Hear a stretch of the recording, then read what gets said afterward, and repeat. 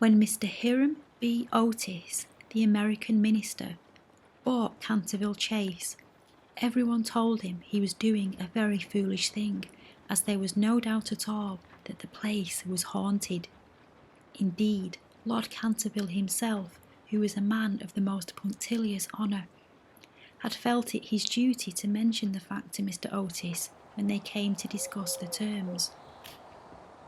"We have not cared to live in the place ourselves," said Lord Canterville, "since my great-aunt, the Dowager Duchess of Bolton, was frightened into a fit, from which she never really recovered, by 2 skeleton hands being placed on her shoulders as she was dressing for dinner, and I feel bound to tell you, Mr. Otis, that the ghost has been seen by several living members of my family, as well as by the rector of the parish, the Reverend Augustus Dampier, who is a fellow of the King's College, Cambridge. After the unfortunate accident to the Duchess, none of our younger servants would stay with us, and Lady Canterville often got very little sleep at night in consequence of the mysterious noises that came from the corridor and the library." "My lord," answered the minister, "I will take the furniture and the ghost at a valuation. I come from a modern country where we have everything that money can buy, and with all our spry young fellows painting the old world red and carrying off your best actresses and prima donnas, I reckon that if there were such a thing as a ghost in Europe, we'd have had it at home in a very short time in one of our public museums or on the road as a show." "I fear that the ghost exists," said Lord Canterville, smiling, "though it may have resisted the overtures of your enterprising impresarios. It has been well known for 3 centuries, since 1584 in fact, and always makes its appearance before the death of any member of our family." "Well, so does the family doctor, for that matter, Lord Canterville. But there's no such thing, sir, as a ghost, and I guess the laws of nature are not going to be suspended for the British aristocracy." "You are certainly very natural in America," answered Lord Canterville, who did not quite understand Mr. Otis's last observation. "And if you don't mind a ghost in the house, it's all right. Only you must remember, I warned you." A few weeks after this, the purchase was complete, and at the close of the season, the minister and his family went down to Canterville Chase.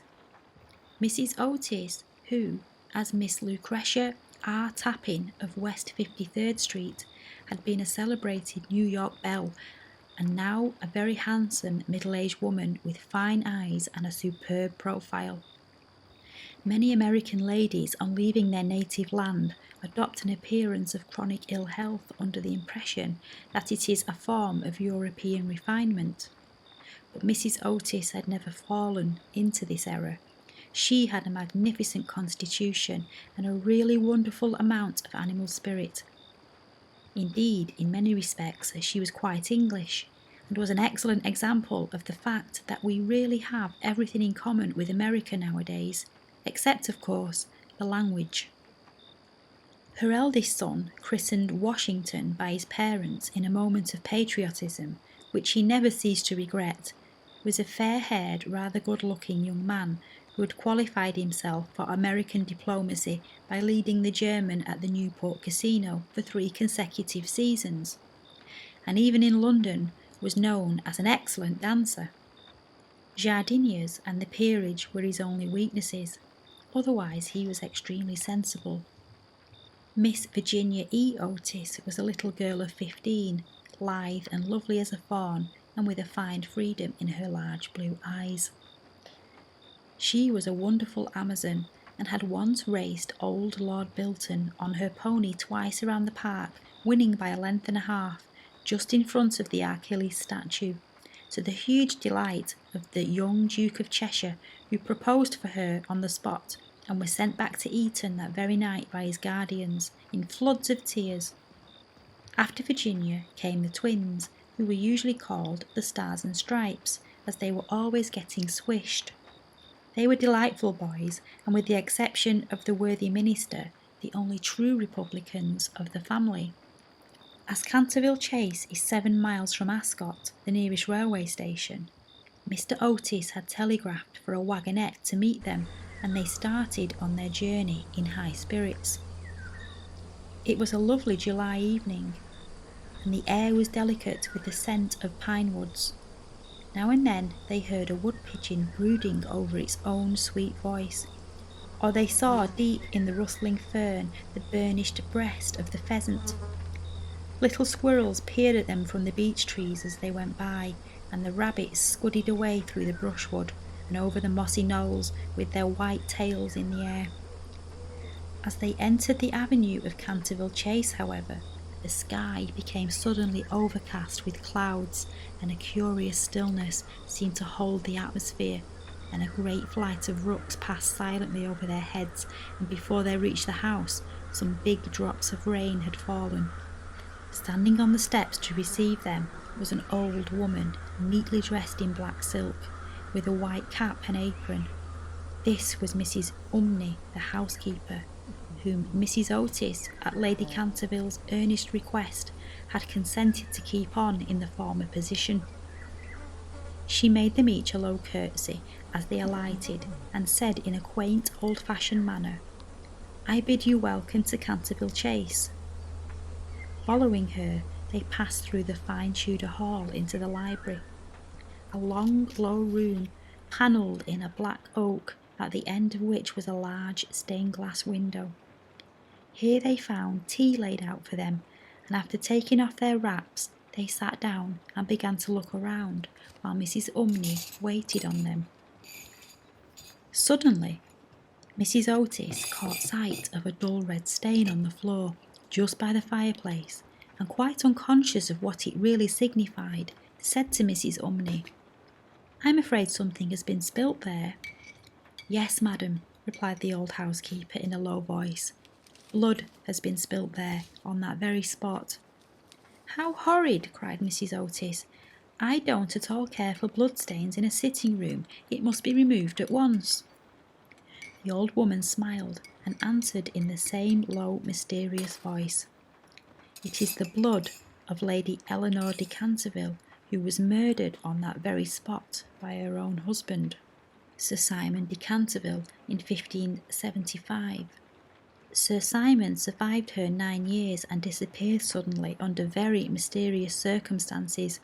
His body has never been discovered, but his guilty spirit still haunts the chase. The bloodstain has been admired by tourists and others and cannot be removed." "That is all nonsense," cried Washington Otis. "Pinkerton's Champion Stain Remover and Paragon Detergent will clean it up in no time."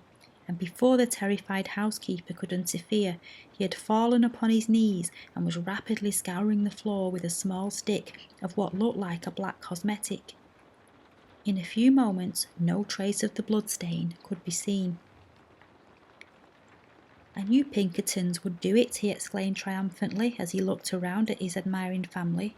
But no sooner had he said these words than a terrible flash of lightning lit up the sombre room. A fearful peal of thunder made them all start to their feet, and Mrs. Umney fainted. "What a monstrous climate," said the American minister calmly as he lit a long cheroot. "I guess the old country is so overpopulated that they have not enough decent weather for everybody. I have always been of the opinion that emigration is the only thing for England." "My dear Hiram," cried Mrs. Otis, "what can we do with a woman who faints?" "Charge it to her like breakages," answered the minister. "She won't faint after that." And in a few moments Mrs. Umney certainly came to. There was no doubt, however, that she was extremely upset, and she sternly warned Mr. Otis to beware of some trouble coming to the house. "I have seen things with my own eyes, sir," she said, "that would make any Christian's hair stand on end, and many, many a night I have not closed my eyes in sleep for the awful things that are done here." Mr. Otis, however, and his wife warmly assured the honest soul that they were not afraid of ghosts, and after invoking the blessings of Providence on her new master and mistress, and making arrangements for an increase of salary, the old housekeeper tottered off to her own room. The storm raged fiercely all that night. but nothing of particular note occurred. The next morning, however, when they came down to breakfast, they found the terrible stain of blood once again on the floor. "I don't think it can be the fault of the Paragon detergent," said Washington, "for I have tried it with everything. It must be the ghost." He accordingly rubbed out the stain a second time, but the second morning it appeared again. The third morning also it was there. Though the library had been locked up at night by Mr. Otis himself and the key carried upstairs, the whole family were now quite interested. Mr. Otis began to suspect that he had been too dogmatic in his denial of the existence of ghosts.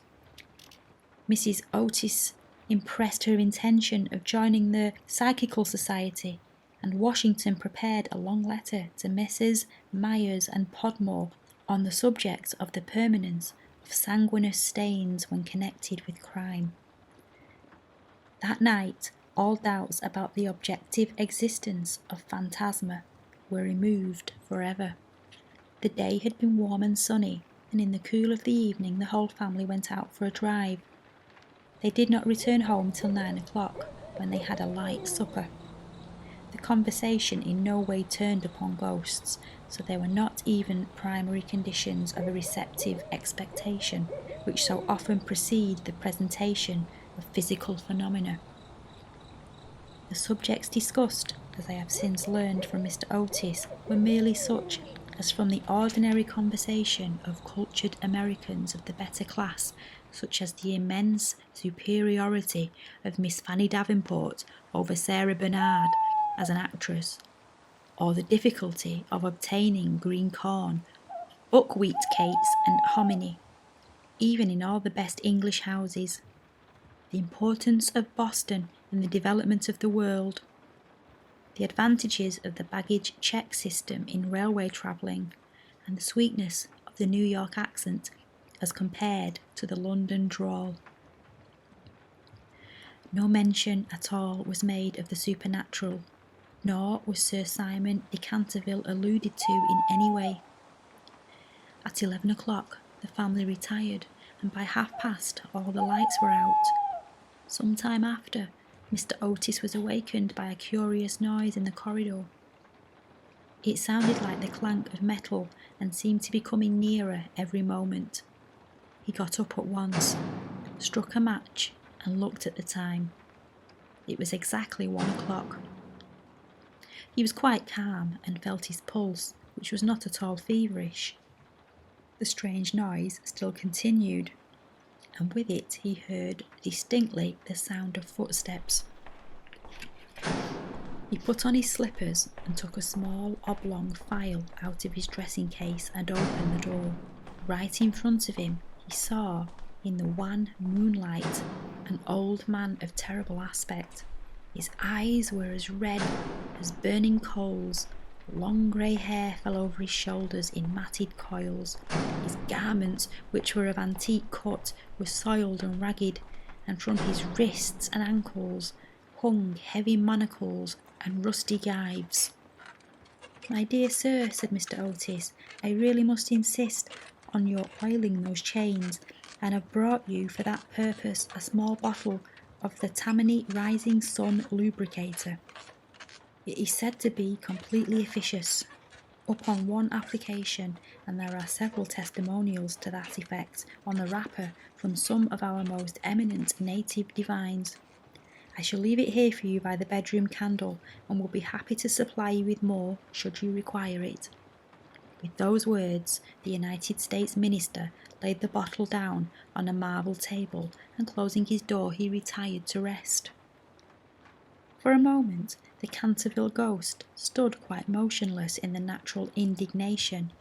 Then, dashing the bottle violently upon the polished floor, he fled down the corridor, uttering hollow groans and emitting a ghostly green light. Just, however, as he reached the top of the great oak staircase, a door was flung open. 2 little white-robed figures appeared, and a large pillow whizzed past his head. There was evidently no time to be lost, so hastily adopting the 4th dimension of space as a means of escape, He vanished through the wainscoting, and the house became quite quiet. On reaching a small secret chamber in the left wing, he leaned up against a moonbeam to recover his breath and began to try and realise his position. Never in a brilliant and uninterrupted career of 300 years had he been so grossly insulted. He thought of the Dowager Duchess, whom he had frightened into a fit as she stood before the glass in her lace and diamonds, of the 4 housemaids who had gone off into hysterics when he merely grinned at them through the curtains of one of the spare bedrooms, of the rector of the parish, whose candle he had blown out as he was coming late one night from the library, and who had been under the care of Sir William Gull ever since, a perfect martyr to nervous disorders, and of old Madame de Tremouillac, who, having wakened up one morning early and seen a skeleton seated in an armchair by the fire reading her diary, had been confined to her bed for 6 weeks with an attack of brain fever, and on her recovery had become reconciled to the church and broken off her connection with the notorious sceptic Monsieur de Voltaire. He remembered the terrible night when the wicked Lord Canterville was found choking in his dressing room with the knave of diamonds halfway down his throat, and confessed just before he died that he had cheated Charles James Fox out of £50,000 at Croxford's by means of that very card, and swore that the ghost had made him swallow it.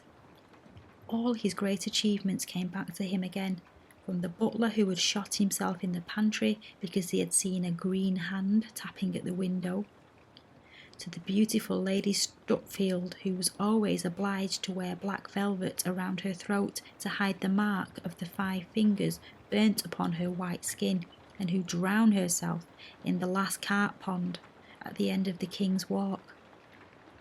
With the enthusiastic egotism of the true artist, he went over his most celebrated performances and smiled bitterly to himself as he recalled to mind his last appearance as Red Reuben or the Strangled Babe, his debut as Gaunt Gibeon, the bloodsucker of Bexley Moor, and the furore he had excited one lovely June evening by merely playing 9-pins with his own bones upon the lawn tennis ground.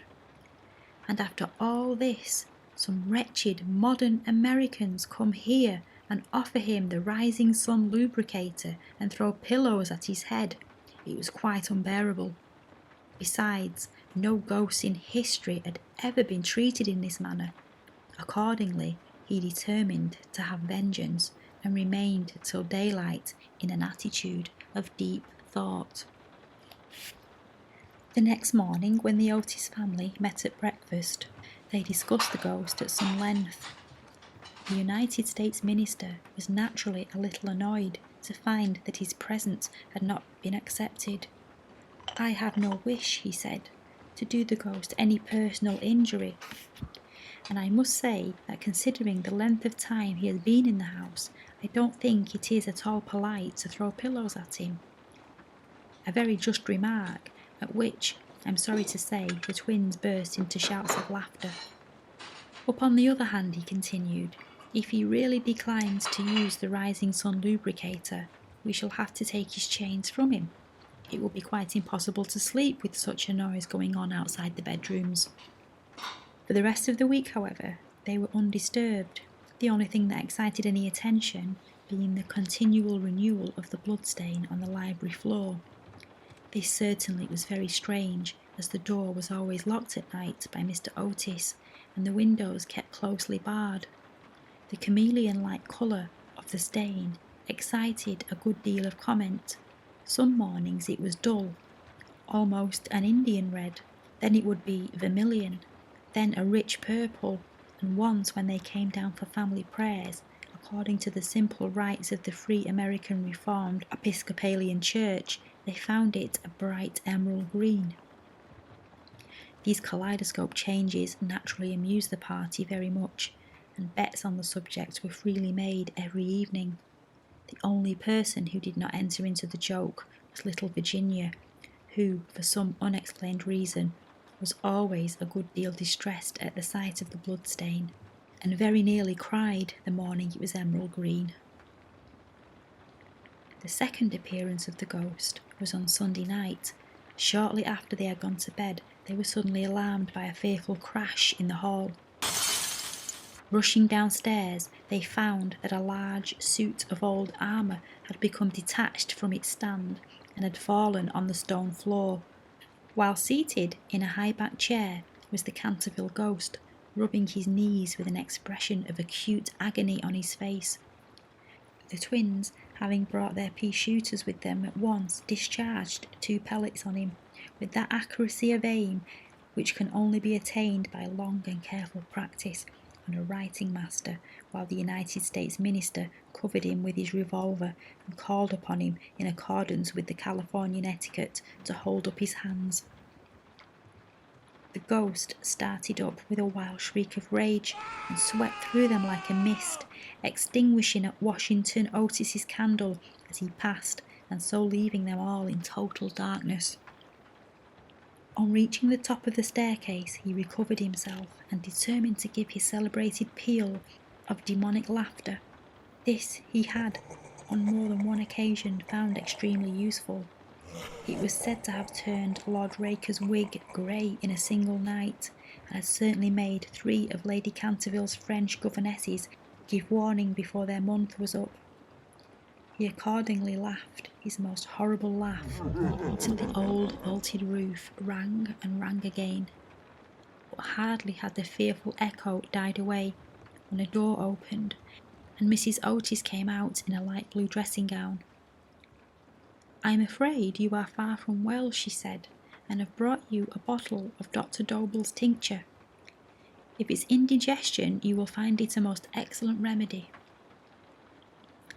The ghost glared at her in fury and began at once to make preparations for turning himself into a large black dog, an accompaniment for which he was justly renowned, and to which the family doctor always attributed the permanent idiocy of Lord Canterville's uncle, the Right Honourable Thomas Horton.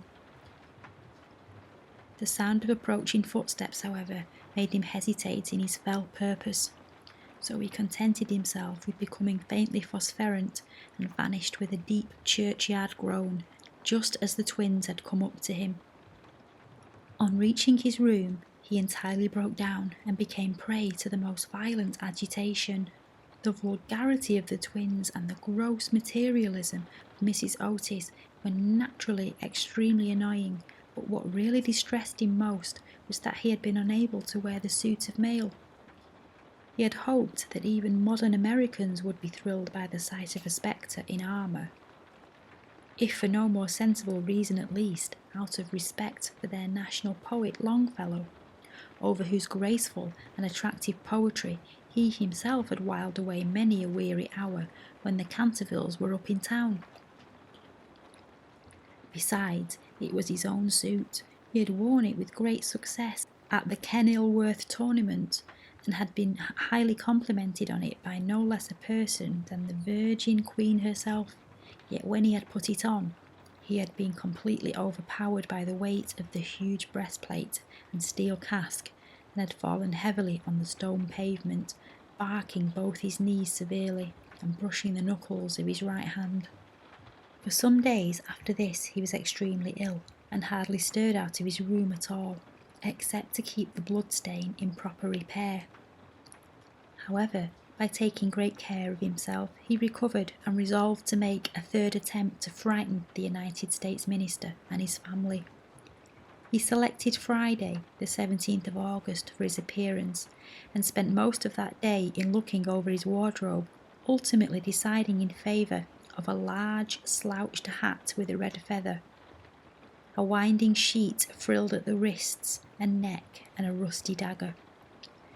Towards the evening a violent storm of rain came on, and the wind was so high that all the windows and doors in the old house shook and rattled. In fact, it was just such weather as he loved. His plan of action was this. He was to make his way quietly to Washington Otis's room, gibber at him from the foot of the bed, and stab himself 3 times in the throat to the sound of slow music. He bore Washington a special grudge for being quite aware that it was he who was in the habit of removing the famous Canterville bloodstain by means of Pinkerton's Paragon detergent. Having reduced the reckless and foolhardy youth to a condition of abject terror, he was then to proceed to the room occupied by the United States Minister and his wife, and there to place a clammy hand on Mrs. Otis's forehead while he hissed into her trembling husband's ear the awful secrets of the Charnel house. With regard to little Virginia, he had not quite made up his mind. She had never insulted him in any way and was quite pretty and gentle. A few hollow groans from the wardrobe, he thought, would be more than sufficient. Or if that failed to wake her, he might grapple at the counterpane with a palsy-twitching finger. As for the twins, he was quite determined to teach them a lesson. The first thing to be done was, of course, to sit upon their chests so as to produce the stifling sensation of nightmare. Then, as their beds were quite close to each other, to stand between them in the form of a green, icy cold corpse till they became paralysed with fear, and finally to throw off the winding sheet and crawl around the room with white bleached bones, one rolling eyeball in the character of Dumb Daniel or the suicide skeleton, a role in which he had been more than on one occasion proud to produce a great effect, and which he considered quite equal to his famous part of Martin the Maniac, or the Masked Mystery. At 10:30 he heard the family going to bed.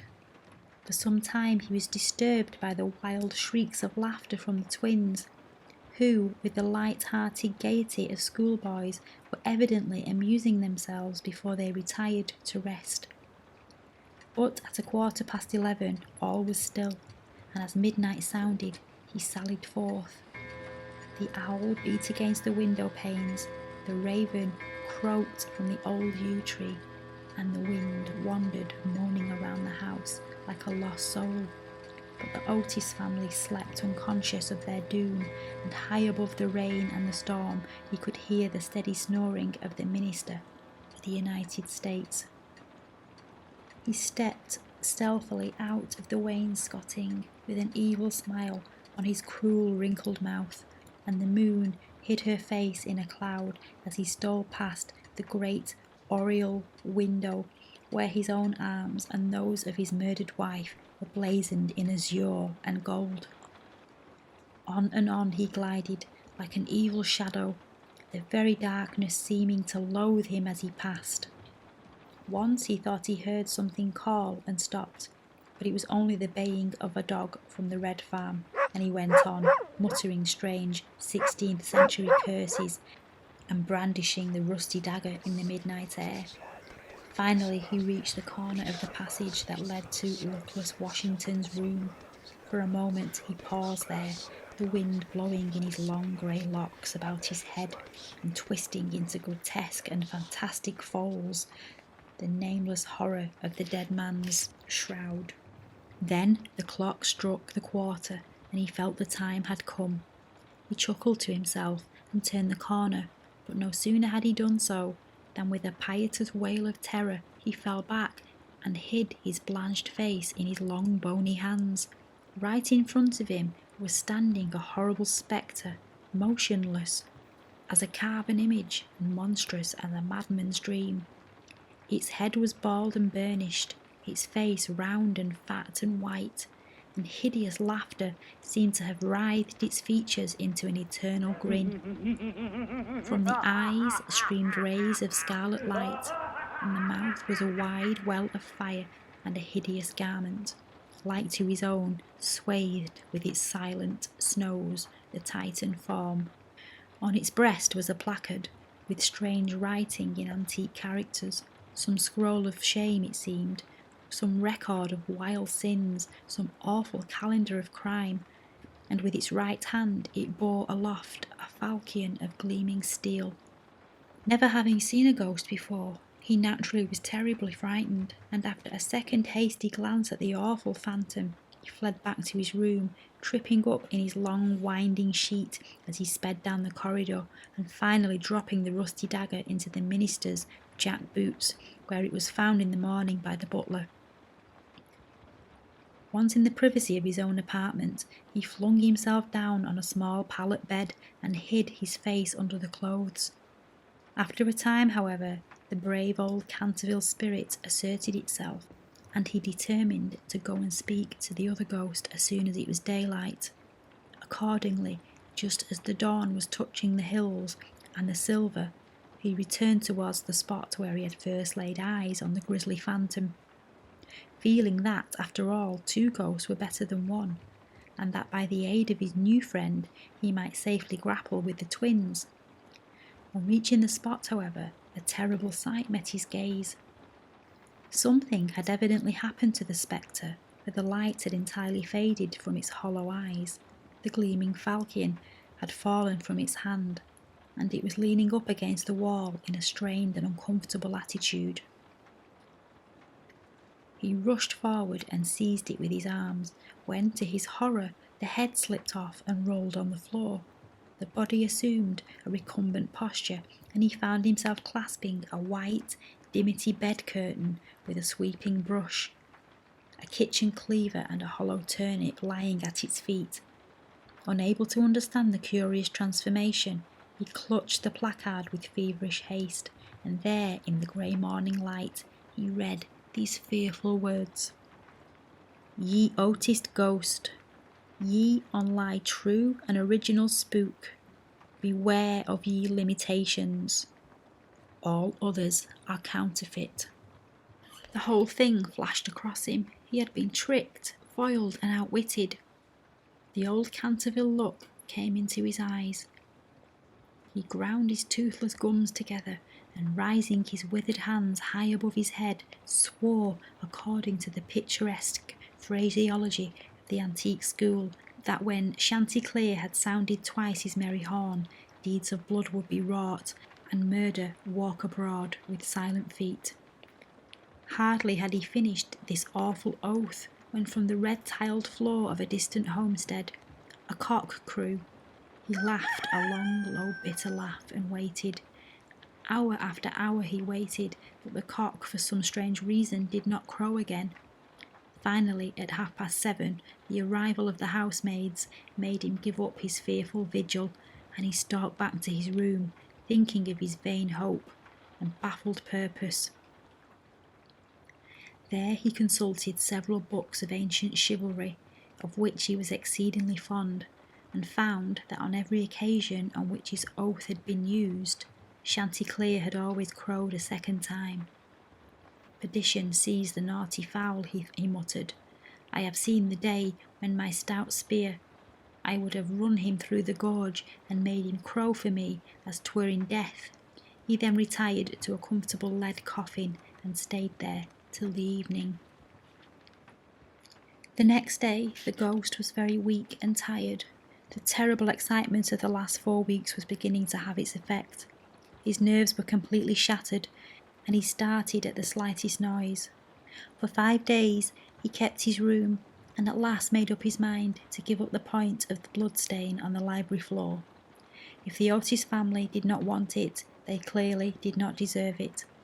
They were evidently people of a low material plane of existence, and quite incapable of appreciating the symbolic value of sensuous phenomena. The question of phantasmic apparitions and the development of astral bodies was of course quite a different matter, and really not under his control. It was his solemn duty to appear in the corridor once a week, and to gibber from the large oriel window on the 1st and 3rd Wednesday in every month, and he did not see how he could honourably escape from his obligations. It is quite true that his life had been very evil, but upon the other hand, he was most conscientious in all things connected with the supernatural. For the next 3 Saturdays, accordingly, he traversed the corridor as usual between midnight and 3 o'clock, taking every possible precaution against being either heard or seen. He removed his boots, trod as lightly as possible on the old worm-eaten boards, wore a large black velvet cloak, and was grateful to use the rising sun lubricator for oiling his chains. I am bound to acknowledge that it was a good deal of difficulty that he brought himself to adopt this last mode of protection. However, one night while the family were at a dinner, he slipped into Mr. Otis's bedroom and carried off the bottle. He felt a little humiliated at first, but afterwards was sensible enough to see that there was a great deal to be said for the invention, and to a certain degree it served his purpose. Still, in spite of everything, he was not left unmolested. Strings were continually being stretched across the corridor, over which he tripped in the dark, and on one occasion, while dressed for the part of Black Isaac, the huntsman of Hodgley Woods, he met with a severe fall through treading on a butter slide which the twins had constructed from the entrance of the tapestry chamber to the top of the oak staircase. This last insult so enraged him that he resolved to make one final effort to assert his dignity and social position, and determined to visit the insolent young Etonians the next night in his celebrated character of Reckless Rupert, or the Headless Earl. He had not appeared in this disguise for more than 70 years, in fact, not since he had so frightened pretty Lady Barbara Modish by means of it that she suddenly broke off her engagement with the present Lord Canterville's grandfather and ran away to Gretna Green with handsome Jack Castleton, declaring that nothing in the world would induce her to marry into a family that allowed such a horrible phantom to walk up and down the terrace at twilight. Poor Jack was afterwards shot dead in a duel by the Lord Canterville on Wandsworth Common, and Lady Barbara died of a broken heart at Tunbridge Wells before the year was out. So in every way it had been a great success. It was, however, an extremely difficult make-up, if I may use such a theatrical expression, in connection with one of the greatest mysteries of the supernatural, or, to employ a more scientific term, the higher natural world, and it took him fully 3 hours to make his preparations. At last everything was ready, and he was pleased with his appearance. The big leather riding boots that went with the dress were just a little too large for him, and he could only find one of the 2 horse pistols, but on the whole he was quite satisfied, and at 1:15 he glided out of the wainscoting and crept down the corridor. On reaching the room occupied by the twins, which I should mention was called the Blue Bedchamber on account of the colour of its hangings, he found the door just ajar. Wishing to make an effective entrance, he flung it wide open, when a heavy jug of water fell right down on him, wetting him to the skin and just missing his left shoulder by a couple of inches. At the same moment he heard stifled shrieks of laughter proceeding from the 4-poster bed. The shock to his nervous system was so great that he fled back to his room as hard as he could go, and the next day he was laid up with a severe cold. The only thing that at all consoled him in the whole affair was the fact that he had not brought his head with him, for had he done so, the consequences might have been very serious. He now gave up all hope of ever fighting this rude American family, and contented himself, as a rule, with creeping about the passages in list slippers with a thick red muffler around his throat for fear of draughts.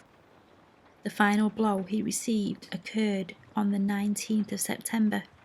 He had gone downstairs to the great entrance hall, feeling sure that there, at any rate, he would be quite unmolested, and was amusing himself by making satirical remarks on the large Saroni photographs of the United States minister and his wife, which had now taken the place of the Canterville family pictures.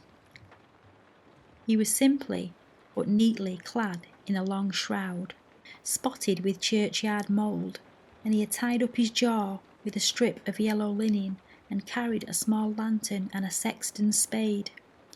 In fact, he was dressed for the character of Jonas the Graveless, or the corpse snatcher of Chertsey Barn, one of his most remarkable impersonations, and one which the Cantervilles had every reason to remember, as it was the real origin of their quarrel with their neighbour Lord Rufford. It was about 2:15 in the morning, and as far as he could ascertain, no one was stirring.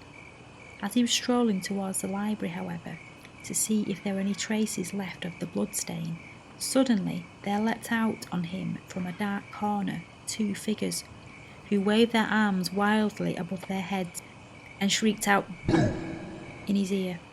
Seized with a panic which under the circumstances was only natural, he rushed for the staircase, but found Washington Otis waiting there for him with the big garden syringe, and being thus hemmed in by his enemies on every side and driven almost to bay, he vanished into the great iron stove, which fortunately for him was not lit, and had to make his way home through the flues and chimneys, arriving at his own room in a terrible state of dirt, disorder, and despair.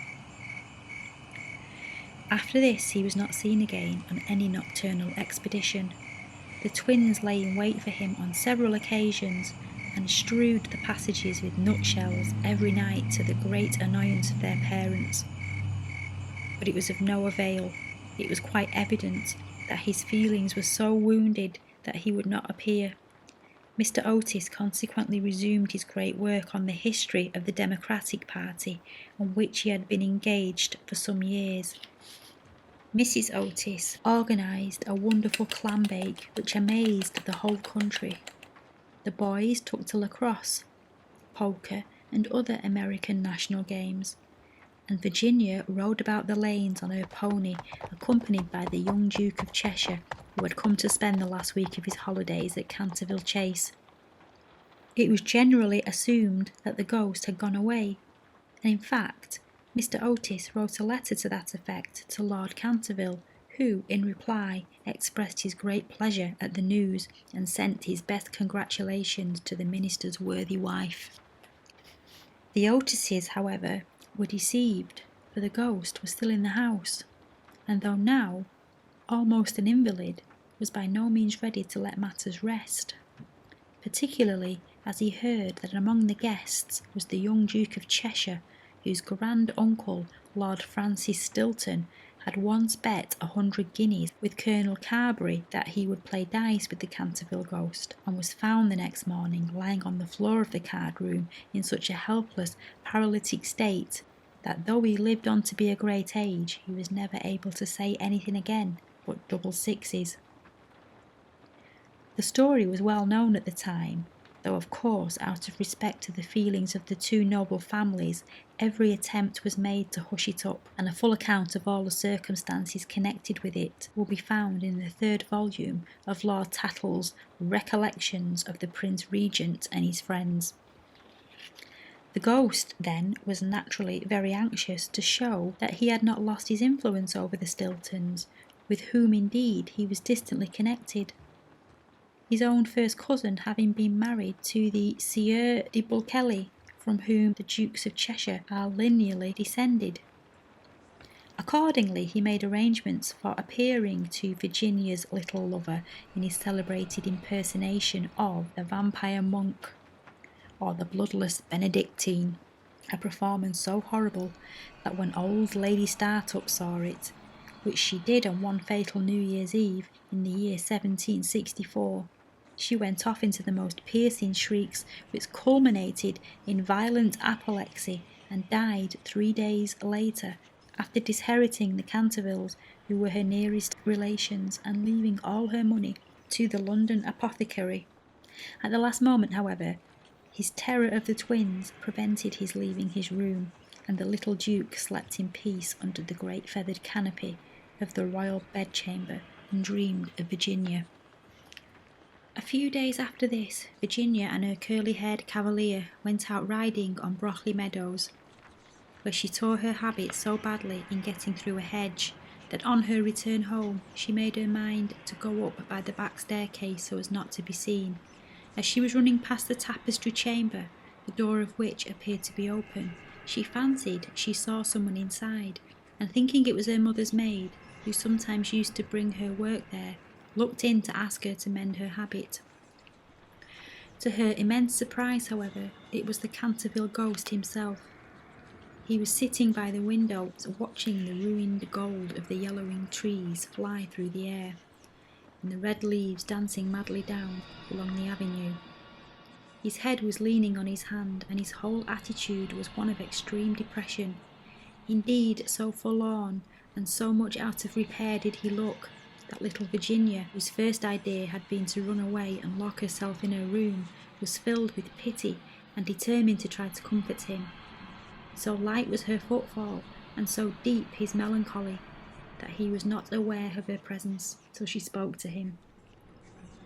"I am so sorry for you," she said, "but my brothers are going back to Eton tomorrow, and then, if you behave yourself, no one will annoy you." "It is absurd asking me to behave myself," he answered, looking round in astonishment at the pretty little girl who had ventured to address him. "Quite absurd.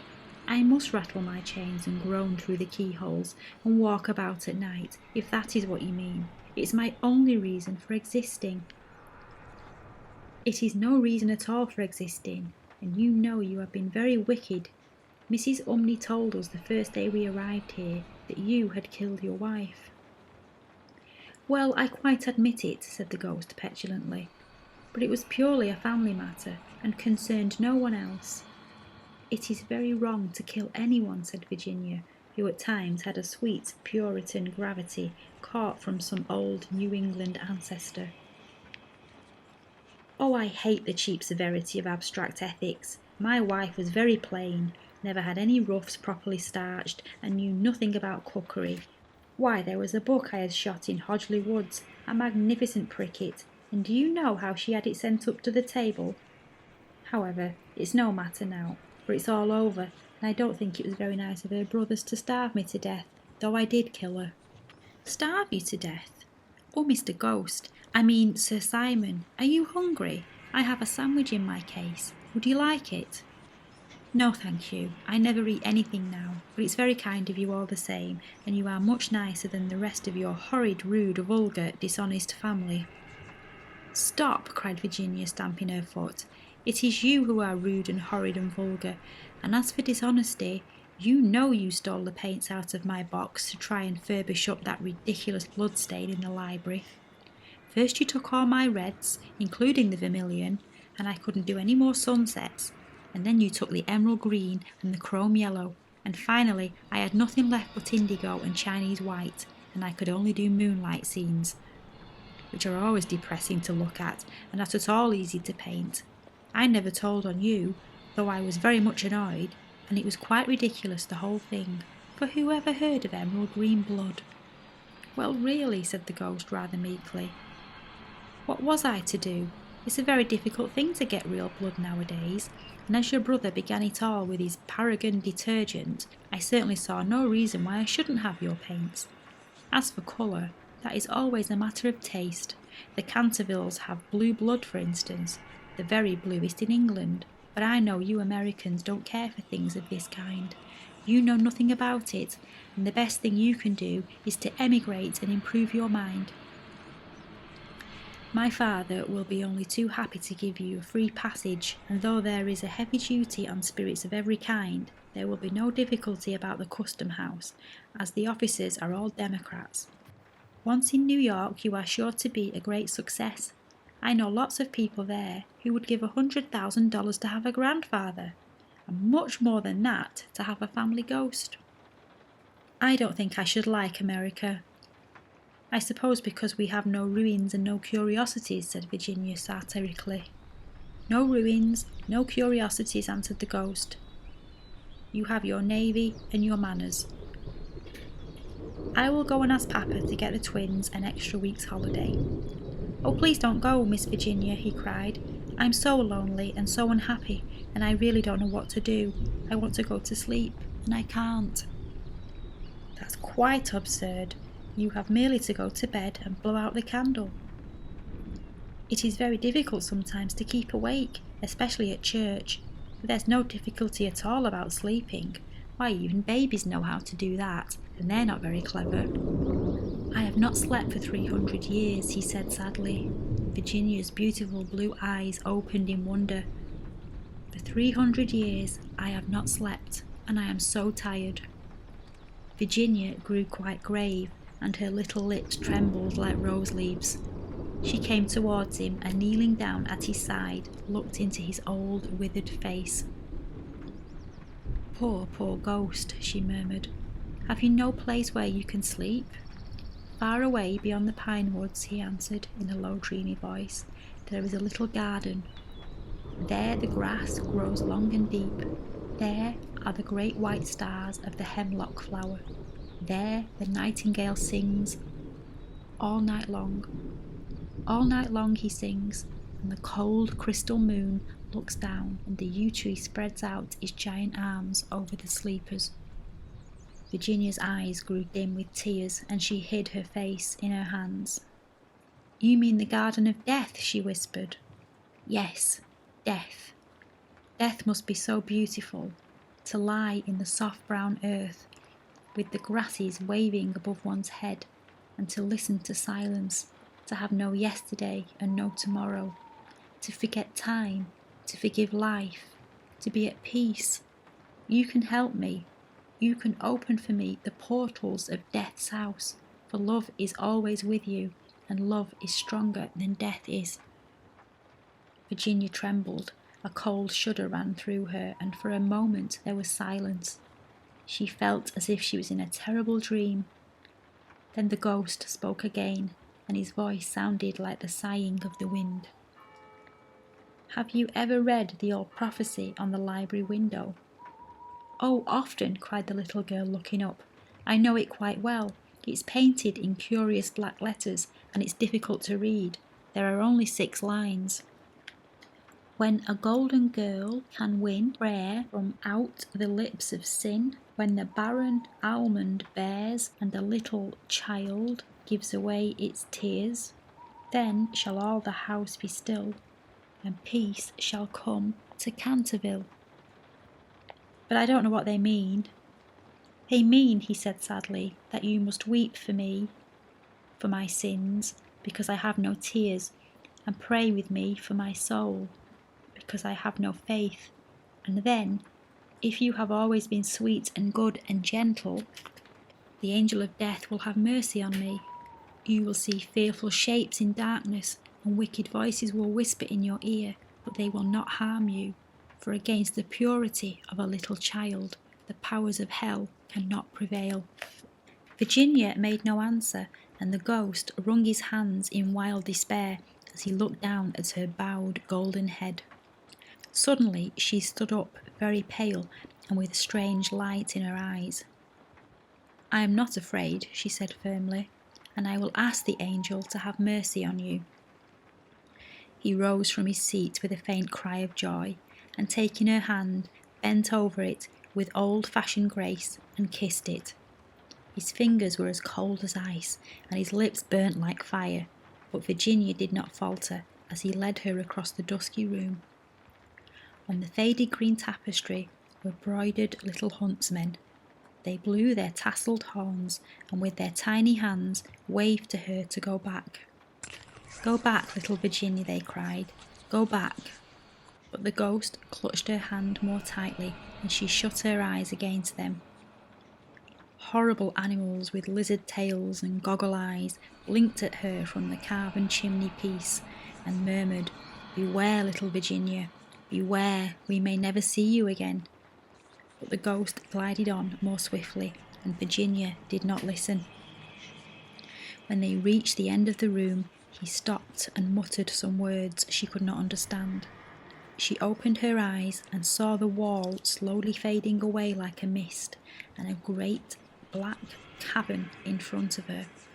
A bitter cold wind swept around them, and she felt something pulling at her dress. "Quick, quick," cried the ghost, "or it will be too late."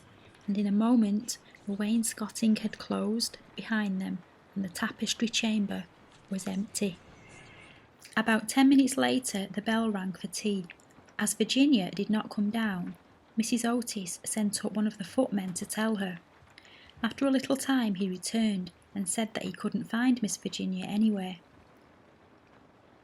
As she was in the habit of going out to the garden every evening to get flowers for the dinner table, Mrs. Otis was not at all alarmed. But when 6 o'clock struck and Virginia did not appear, she became really agitated and sent the boys out to look for her, while she herself and Mr. Otis searched every room in the house. At 6:30, the boys came back and said that they could find no trace of their sister anywhere. They were all now in the greatest state of excitement and did not know what to do, when Mr. Otis suddenly remembered that some days before he had given a band of gypsies permission to camp in the park. He accordingly at once set off for Blackfell Hollow, where he knew they were, accompanied by his eldest son and 2 of the farm servants. The little Duke of Cheshire, who was perfectly frantic with anxiety, begged hard to be allowed to go too, but Mr. Otis would not allow him, as he was afraid there might be a scuffle.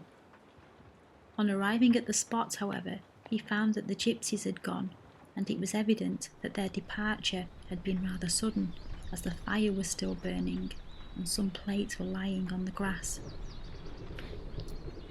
Having sent off Washington and the 2 men to scour the district, he ran home and dispatched telegrams to all the police inspectors in the county, telling them to look out for a little girl who had been kidnapped by tramps or gypsies. He then ordered his horse to be brought round, and after insisting on his wife and the 3 boys sitting down to dinner, rode off down the Ascot Road with a groom. He had hardly, however, gone a couple of miles when he heard somebody galloping after him, and looking around, saw the little Duke coming up on his pony, with his face very flushed and no hat. "I'm awfully sorry, Mr. Otis," gasped out the boy, "but I can't eat any dinner as long as Virginia's lost. Please don't be angry with me. If you'd have let us be engaged last year, there would never have been any of this trouble. You won't send me back, will you? I won't go. I won't go." The minister could not help smiling at the handsome young scapegrace, and was a good deal touched by his devotions to Virginia. So leaning down from his horse, he patted him kindly on the shoulders and said, "Well, Cecil, if you won't go back, I suppose you must come with me. But I must get you a hat at Ascot." "Oh, bother my hat! I want Virginia!" cried the little Duke as they galloped onto the railway station. There Mr. Otis inquired to the station master if anyone answering the description of Virginia had been seen on the platform, but could get no news of her.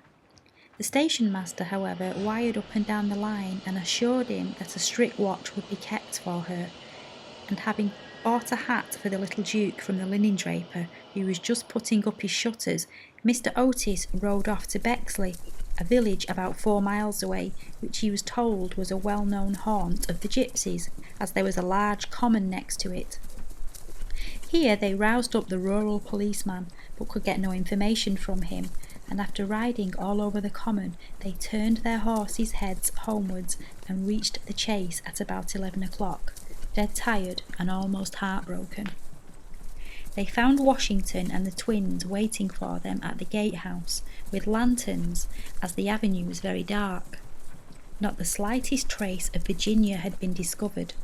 The gypsies had been caught on Buckley Meadows, but she was not with them, and they had explained their sudden departure by saying that they had mistaken the date of the Chawton Fair and had gone off in a hurry for fear they might be late.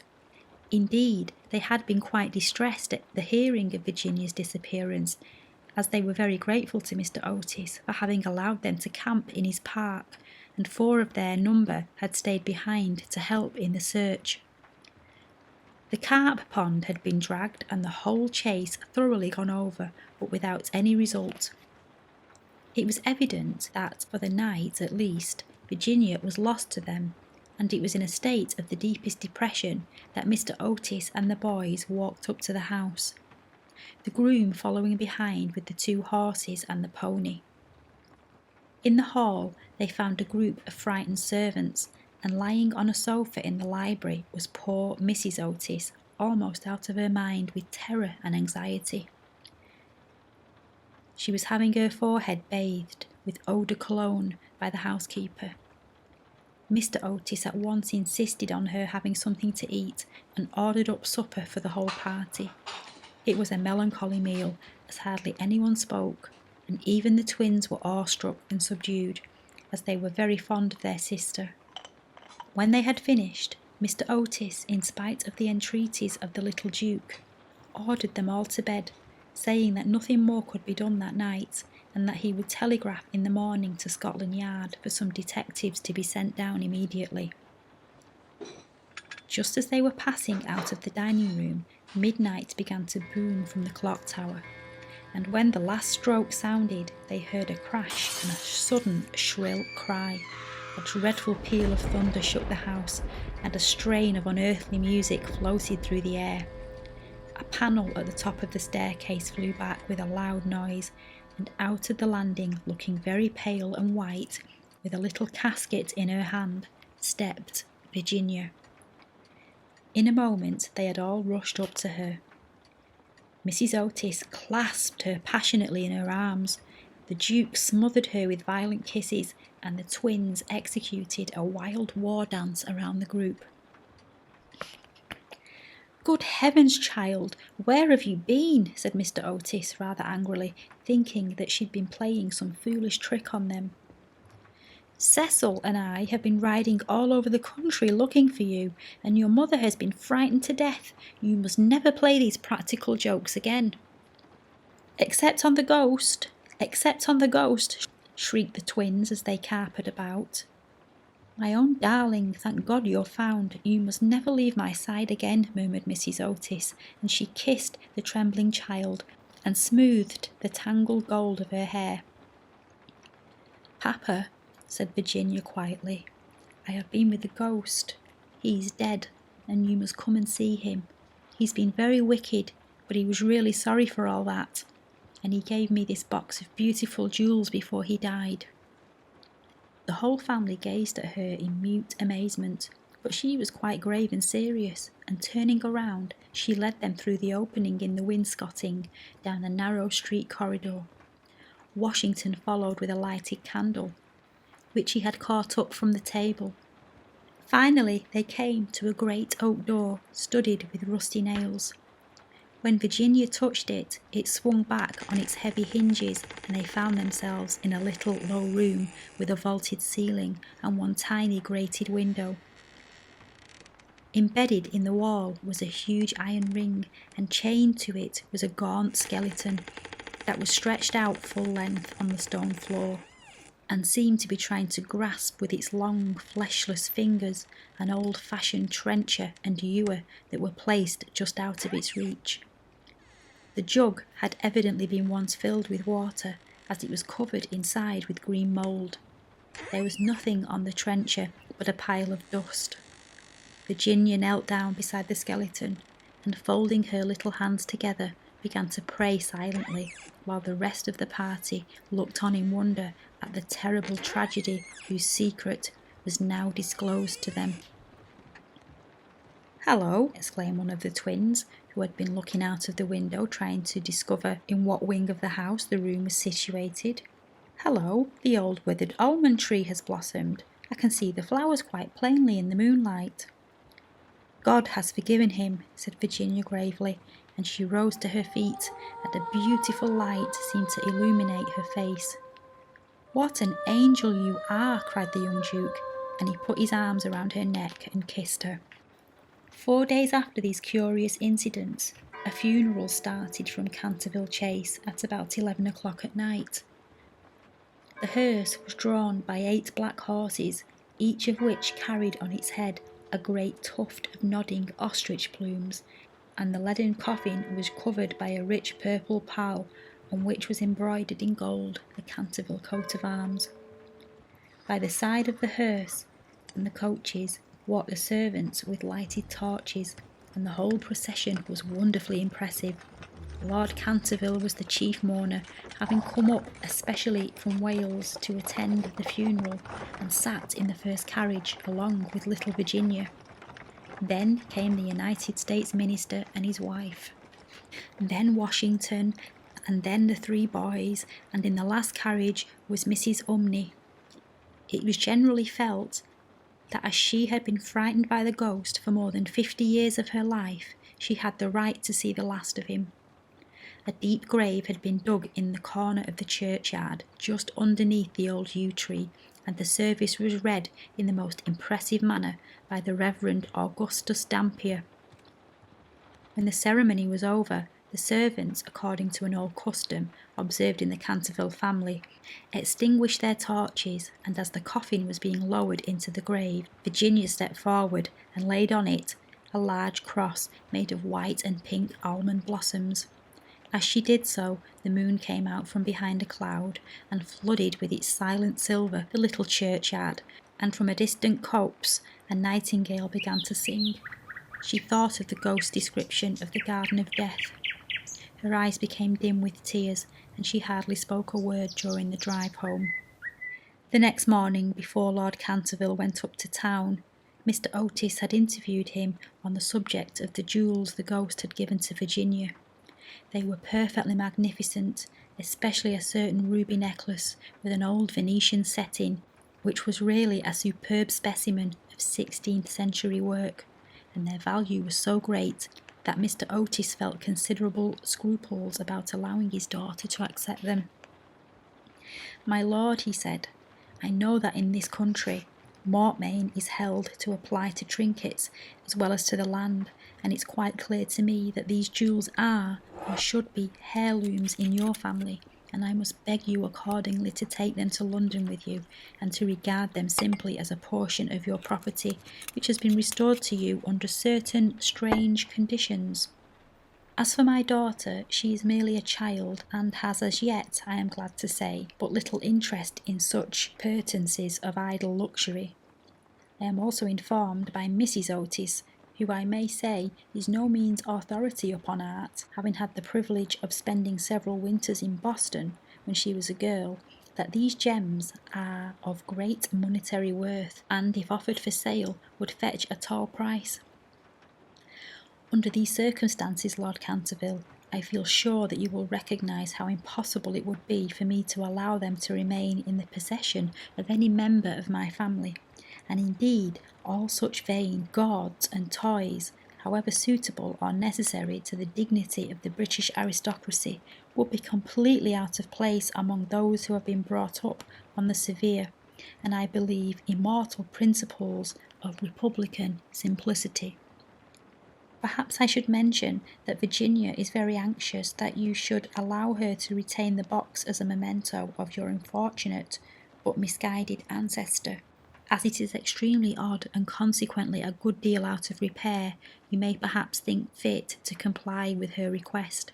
For my own part, I confess I am a good deal surprised to find a child of mine expressing sympathy with medievalism in any form, and can only account for it by the fact that Virginia was born in one of your London suburbs shortly after Mrs. Otis had returned from a trip to Athens."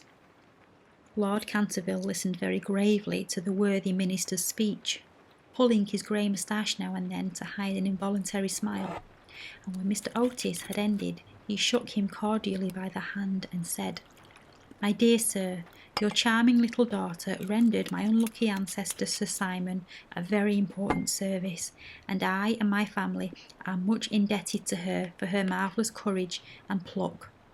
The jewels are clearly hers, and I believe that if I were heartless enough to take them from her, the wicked old fellow would be out of his grave in a fortnight, leading me to the devil of a life. As for being heirlooms, nothing is an heirloom that is not so mentioned in a will or legal document, and the existence of these jewels had been quite unknown. I assure you I have no more claim on them than your butler, and when Miss Virginia grows up, I dare say she will be pleased to have pretty things to wear. Besides, you forget, Mr. Otis, that you took the furniture and the ghost at a valuation, and anything that belonged to the ghost passed at once into your possession. As whatever activity Sir Simon may have shown in the corridor at night, in point of law, he was really dead, and you acquired his property by purchase." Mr. Otis was a good deal distressed at Lord Canterville's refusal, and begged him to reconsider his decision, but the good-natured peer was quite firm, and finally induced the minister to allow his daughter to retain the present the ghost had given her. and when in the spring of 1890 the young Duchess of Cheshire was presented at the Queen's first drawing room on the occasion of her marriage, her jewels were the universal theme of admiration. For Virginia received the coronet, which is the reward of all good little American girls, and was married to her boy lover as soon as he came of age. They were both so charming and they loved each other so much that everyone was delighted at the match, except the old Marchioness of Dumbleton, who had tried to catch the Duke for one of her 7 unmarried daughters, and had given no less than 3 expensive dinner parties for that purpose, and strange to say, Mr. Otis himself. Mr. Otis was extremely fond of the young Duke personally, but theoretically he objected to titles, and to use his own words, was not without apprehension, and lest, amid the enervating influences of a pleasure-loving aristocracy, the true principles of republican simplicity should be forgotten. His objections, however, were completely overruled, and I believe that when he walked up the aisle of St. George's, Hanover Square, with his daughter leaning on his arm, there was not a prouder man in the whole length and breadth of England. The Duke and Duchess, after the honeymoon was over, went down to Canterville Chase, and on the day after their arrival they walked over in the afternoon to the lonely churchyard by the pine woods. There had been a great deal of difficulty at first about the inscription on Sir Simon's tombstone, but finally it had been decided to engrave on it simply the initials of the old gentleman's name and the verse from the library window. The Duchess had brought with her some lovely roses, which she strewed upon the grave, and after they had stood by it for some time, they strolled into the ruined chancel of the old abbey. There the Duchess sat down on a fallen pillar, while her husband lay at her feet smoking a cigarette and looking at her beautiful eyes.